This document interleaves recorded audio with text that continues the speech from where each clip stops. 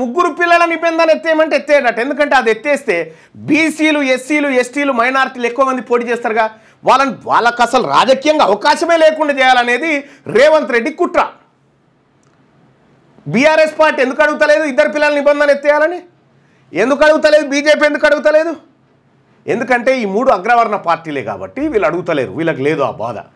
నేనే కదా అసెంబ్లీలో మాట్లాడింది. ఇగో చూడరు వీడియో.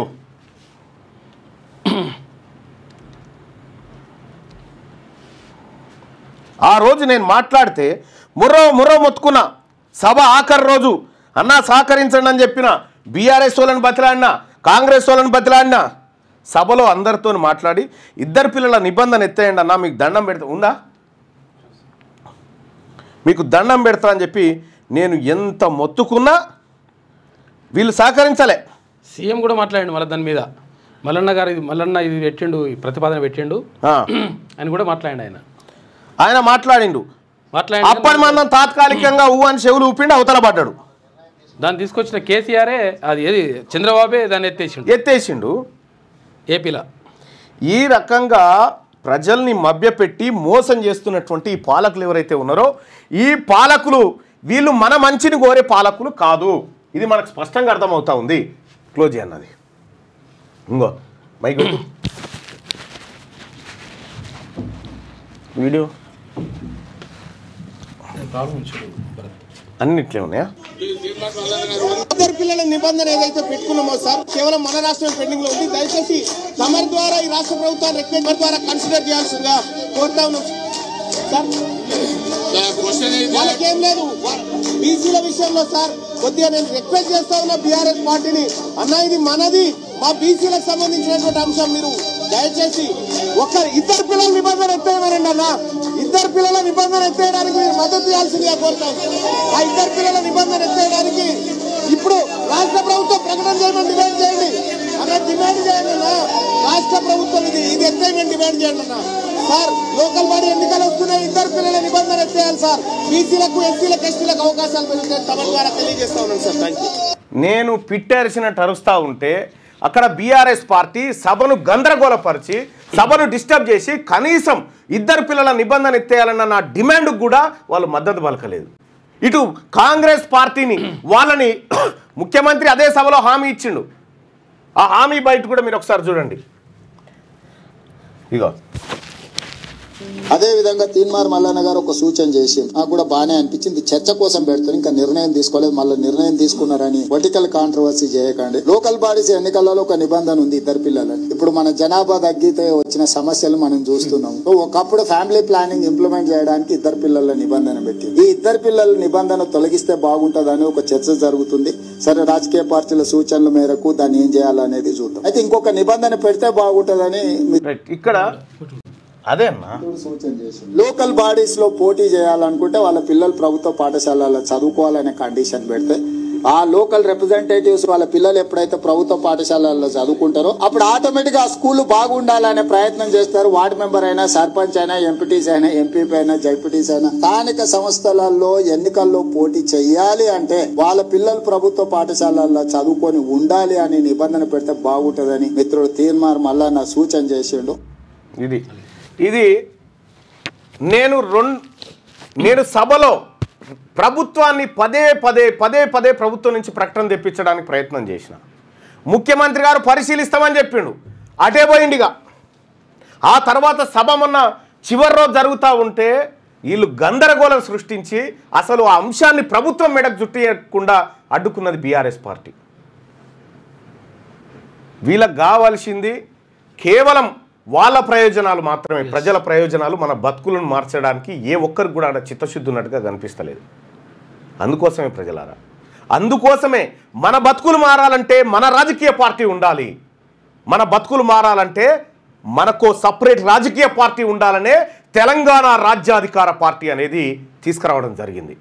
ఈ తెలంగాణ రాజ్యాధికార పార్టీకి సంబంధించినటువంటి వెబ్సైట్ చాలామంది మిత్రులు ఇది ఏడుంది ఇక్కడ ఈ జైనింగ్ ఆన్లైన్లో చాలామంది మిత్రులు తెలుగులో పెట్టండి అన్న కొద్దిగా ఇబ్బంది అవుతుంది అని అంటా ఉన్నారు. సో అది తప్పకుండా నడుస్తుంది దాని మీద కూడా ఆ వర్క్ నడుస్తూ ఉంది.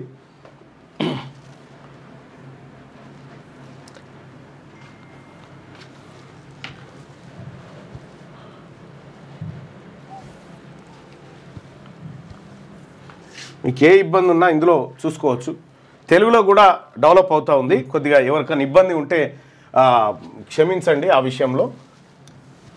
ఇది తెలంగాణ రాజ్యాధికార పార్టీలో మీరు చేరడం కోసం మీ ఫుల్ నేము, ఫాదర్ నేము, మీరు male or female, me date of birth, me village, me assembly constituency, me mandal, me district, me state, me pin code number, me mobile number just ఇట్లా కొడితే మీకు ఇందులో మెంబర్షిప్ కార్డు ఇక్కడ photo upload చేసుకుంటే ఇక్కడ photo upload చేయండి. ఈ photo upload చేసి జనరేట్ మెంబర్ కార్డ్ అంటే మీ కార్డు మీకు వస్తుంది. ఈ లింకు కావాలంటే మీకు ఆ లింకు కావాలి, మీ డైరెక్ట్ మీ ఫోన్లో మీ లింకు కావాలంటే 98666524 ఈ నెంబర్కు మీరు వాట్సాప్లో మిస్డ్ కాల్ ఇవ్వండి. వాట్సాప్లో మిస్డ్ కాల్ ఇస్తే మీకు ఆ లింక్ వస్తుంది. అందులో ఆ డీటెయిల్స్ ఫిలప్ చేస్తే ఆ లింక్ వస్తుంది. ఆ లింక్ వచ్చినప్పుడు ఆ లింకును మీరు ఫిలప్ చేసేసి జస్ట్ జనరేట్ కార్డ్ అని కొడితే వచ్చేస్తుంది సింపుల్గా. ఇక మీరు మన తెలంగాణ రాజ్యాధికార పార్టీ వాట్సాప్ గ్రూప్లో చేరాలనుకుంటే ఇగో తెలంగాణ రాజ్యాధికార పార్టీ .in మీరు మిస్డ్ కాల్ చేస్తే ఈ వాట్సాప్ లింక్ కూడా వస్తుంది.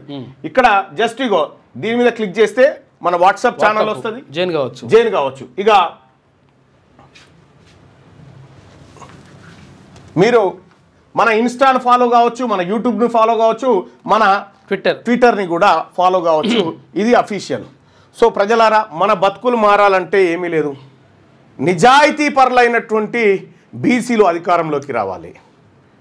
తెలంగాణ రాష్ట్ర ప్రజలారా, మీ అందరికి చెప్తా ఉన్నా, మీ అందరికి హామీ ఇస్తా ఉన్నా, ఈ తెలంగాణలో ఆర్థిక దోపిడీకి పాల్పడ్డ వర్గాలు ఏవైతే ఉన్నాయో, పేద ప్రజల నెత్తి మీద అప్పులు పెట్టినటువంటి వర్గాలు, దోపిడీ వర్గాలు ఏవైతే ఉన్నాయో, ఈ దోపిడీ వర్గాల ముక్కుతాడేసి వాళ్ళు దొంగతనంగా సంపాదించిన సంపదంతా తీసుకొచ్చి ప్రభుత్వ ఖజానాలో జమ చేసి తీరాల్సిందే.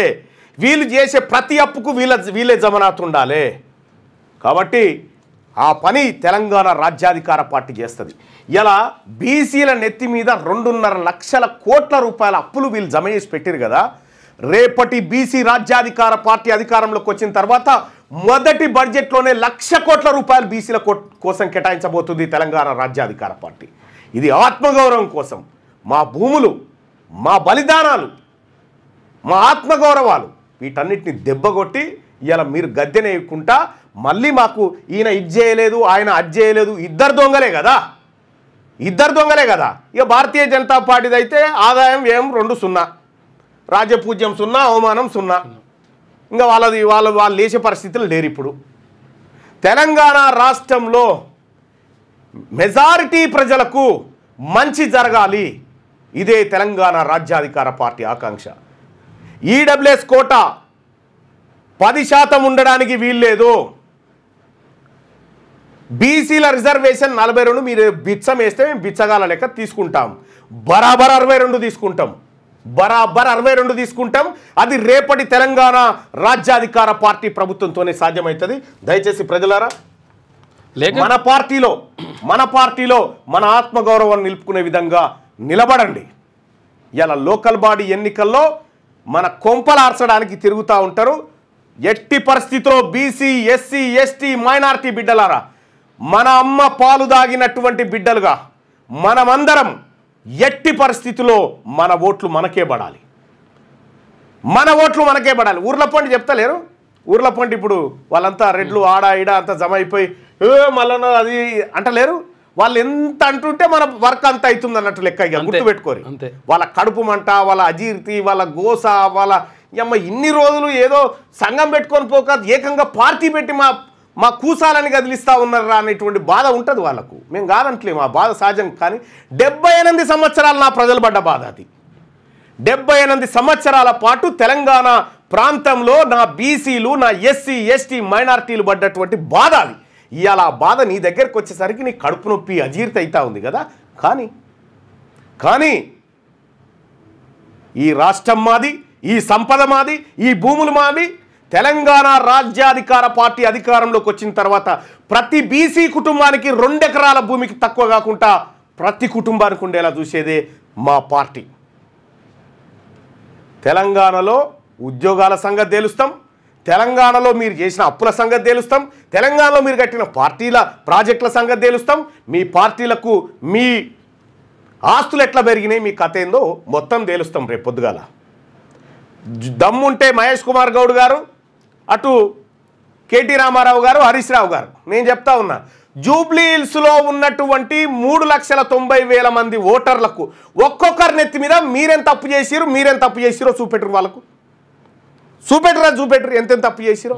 సచార్ కమిటీ నివేదిక 2005లో మన్మోహన్ సింగ్ గారి ప్రభుత్వం సచార్ అనేటువంటి నాయకుని చేత ఆయనతోటి సచార్ కమిటీ వేసి దేశంలో ముస్లింల ఆర్థిక స్థితిగతుల మీద చర్చించమంటే ఆ నివేదిక ఇచ్చి చాలా రోజులైంది. అందులోని 1-2 అంశాలు తప్ప ఏం అమలు చేయలే. ఈ దేశంలో మైనారిటీలు దళితుల కంటే వెనకబడి ఉన్నారని చెప్పి సచార్ కమిటీ నివేదిక చెప్పింది. ఆ నివేదిక ఆధారంగా ఇప్పటి వరకు మీరు తీసుకున్న చర్యలేంది? ఏం చెప్పినావు? ముఖ్యమంత్రి గారు పనిచేసినటువంటి అప్పట్లో కేసీఆర్ గారు, షాద్ నగర్ మే मैं ऐलान करता हूं अगर टीआरएस पार्टी को जिताए तो 4 महीने की अंदर ही 12% रिजर्वेशन अमल करके बताऊंगा, ये केसीआर का वायदा है, मैं वायदा पे पक्का रहूंगा అని చెప్పినవా లేదా? ఏది? 4 महीने गुजर गया, 40 महीने गुजर गया, 14 साल हो रहे हैं, अभी तक इनका 12% रिजर्वेशन नहीं है। मेरे भाइयों बहनों, मुस्लिम भाइयों बहनों, मेरे माइनॉरिटी भाइयों बहनों, सोचो, ये दोनों हम हमारा मुस्लिम परिवार को, हमारा बीसी परिवार को, हमारा सब परिवार को लूट रहे। इनका कार्रवाई खत्म करना हमारा जिम्मेदारी है। हमारे बच्चे के लिए, हमारा भविष्य के लिए हम काम करना पड़ेगी। जय बीसी, जय తెలంగాణ రాజ్యాధికార పార్టీ. మీ వ్యాపారం అభివృద్ధి కావాలని కోరుకుంటున్నారా? అయితే వెంటనే క్యూనస్ ని సంప్రదించండి. Schools, colleges, banks, shops, office promotions, land promotions, political promotions, restaurant promotions, hospital promotions, పుట్టినరోజు వేడుకలు, శుభకార్యాలు, వ్యాపారాలు ఏవైనా, సందర్భం ఏదైనా ఇప్పుడే క్యూనస్ ద్వారా తెలియజేయండి. మీ వ్యాపారాన్ని అభివృద్ధి చేసుకోండి.